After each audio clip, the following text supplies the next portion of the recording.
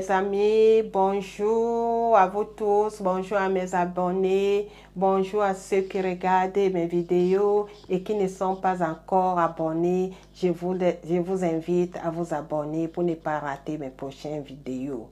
Je vous signale que vous êtes sur la chaîne de Suzanne. Aujourd'hui, nous allons parler de l'éclampsie. Pour ne pas être long, nous allons faire ça en deux parties. La première partie, nous allons définir l'éclampsie, donner les causes et les symptômes. Et dans la deuxième partie, nous allons voir les complications, le traitement et la prévention. Qu'est-ce que l'éclampsie? C'est une crise de convulsion généralisée chez une femme enceinte dans un contexte d'hypertension gravidique ou hypertension de la grossesse. Comment survient-elle?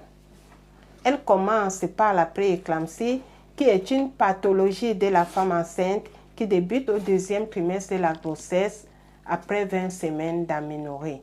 Elle s'accompagne d'une élévation excessive d'albumine dans les urines. L'éclampsie se déroule en trois phases: la phase tonique, la phase clonique et la phase stertoreuse. La phase tonique, il s'agit de convulsions généralisées qui ne durent que quelques dizaines de secondes, y compris les muscles respiratoires. La phase clonique est caractérisée par des convulsions généralisées qui durent quelques minutes avec morsure possible de la langue. Quand on se trouve devant pareil cas, une femme qui convulse devant vous, pensez à mettre une cuillère dans sa bouche, puisque vous n'allez pas avoir une canule, mais vous mettez une cuillère pour l'empêcher de mordre sa propre langue. La phase stertoreuse est variable en durée de contraction, mais s'accompagne d'omnibulation et d'une respiration bruyante. Nous allons passer aux causes. Puisque nous parlons de l'éclampsie, mais nous allons parler des causes de la prééclampsie, parce que qui dit prééclampsie, ça veut dire que ça peut aboutir à l'éclampsie. Les causes, cependant, restent encore inconnues. Cependant, je vais vous citer les facteurs de risque ou facteurs favorisants. Il y a les grossesses précoces avant l'âge de 18 ans. Nullépar, c'est-à-dire la première grossesse, une femme qui n'a jamais été enceinte et qui prend la grossesse pour la première fois.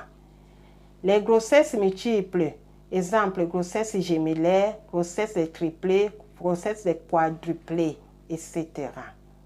L'hypertension chronique, l'obésité, le diabète, les maladies des reins ou maladies rénales.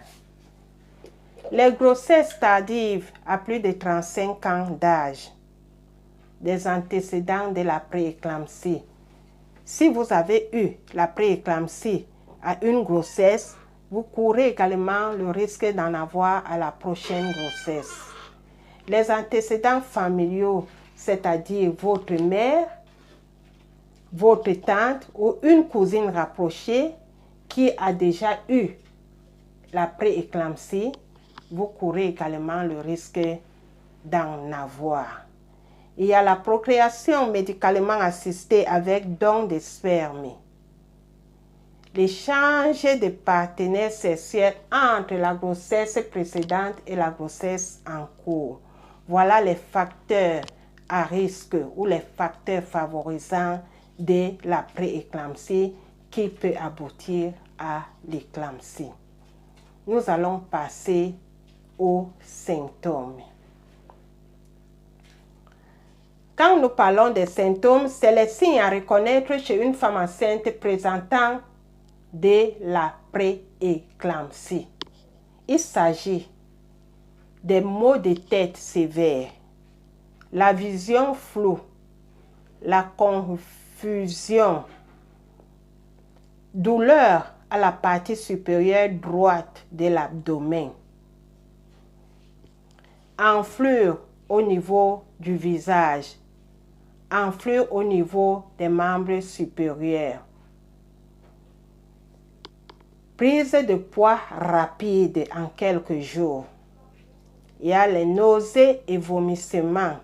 Même comme toutes nausées et tout vomissement ne sont pas obligatoirement signes de la pré-éclampsie, n'empêche que ce soit les signes annonciateurs de la pré-éclampsie. Il y a une gêne respiratoire ou difficulté à respirer. Diminution de la quantité des urines. Diminution de la fréquence urinaire. Édème des membres inférieurs prenant le godet, c'est-à-dire laissant un creux au toucher. Voilà les symptômes à reconnaître chez une femme enceinte présentant une pré-éclampsie. Si vous êtes resté jusqu'à la fin, ça veut dire que le sujet vous a vraiment plu. Alors, je vous invite à vous abonner massivement pour ceux qui ne sont pas encore abonnés pour ne pas rater mes prochaines vidéos. Et de partager également. N'oubliez pas de laisser un like. Parce qu'il y a les gens qui sont encore dans l'ignorance. Il faut partager pour qu'ils soient aussi au courant. Je vous dis de prendre soin de vous et au revoir à la prochaine vidéo. Bye bye.